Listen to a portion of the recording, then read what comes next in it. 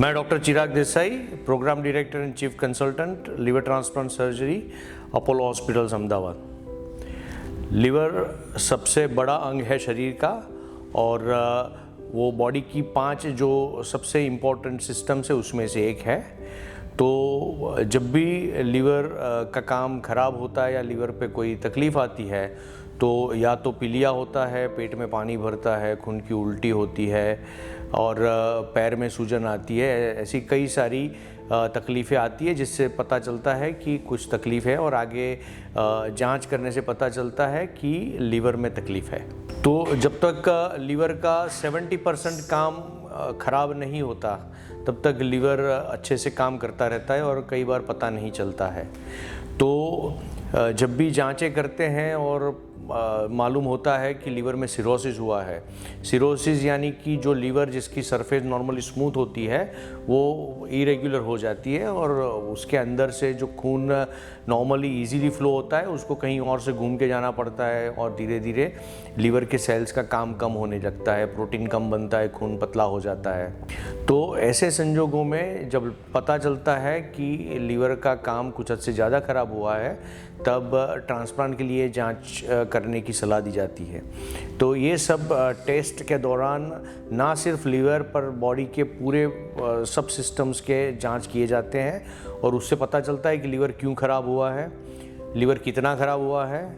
Transplant की ज़रूरत है कि नहीं है और कब तक बिना ट्रांसप्लांट से हम काम चला सकते हैं,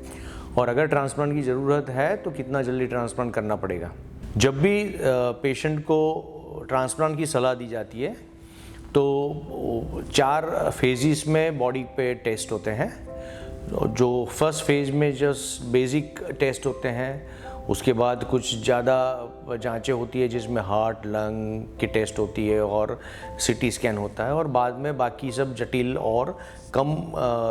फ्रीक्वेंटली होने वाली जांचें की जाती है। अगर जांचों के बाद अलग अलग स्पेशलिटी के डिफरेंट डॉक्टर्स पेशेंट की तपास करते हैं और सब एक होके फिर डिसाइड करते हैं कि इस पेशेंट को ट्रांसप्लांट की ज़रूरत है और ट्रांसप्लांट करने से इनको फ़ायदा होगा और ट्रांसप्लांट के पहले और क्या क्या ट्रीटमेंट की ज़रूरत है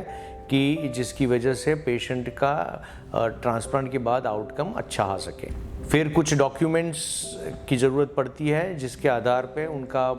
गवर्नमेंट के सोटो में रजिस्ट्रेशन होता है। सोटो एक ऐसा बॉडी है जो गवर्नमेंट के अंडर में है और उनके थ्रू स्टेट में आए हुए सब ब्रेन डेड व्यक्ति का लिवर का डिस्ट्रीब्यूशन होता है जो ब्लड ग्रुप के अनुसार होता है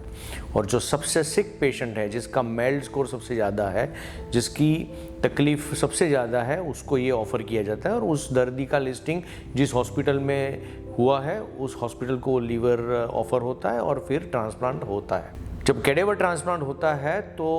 वो ब्रेन डेड व्यक्ति में से लीवर आता है और उसके लिए ऑर्गन डोनेशन बहुत इम्पॉर्टेंट है। ऑर्गन डोनेशन ब्रेन डेड व्यक्ति में होता है। तो ब्रेन डेथ क्या है?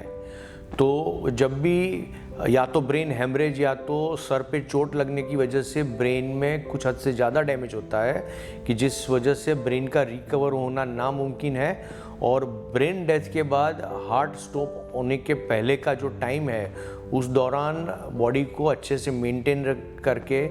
ऑर्गन्स को अच्छे से मेंटेन रख के,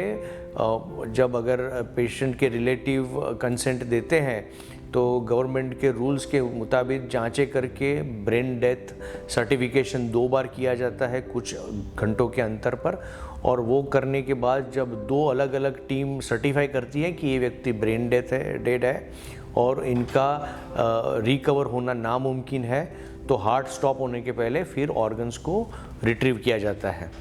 तो जब ब्रेन डेड व्यक्ति में से ऑर्गन्स डोनेट होते हैं तो लिवर, 2 किडनी, हार्ट, 2 फेफड़े, pancreas, small intestine, uterus, hands,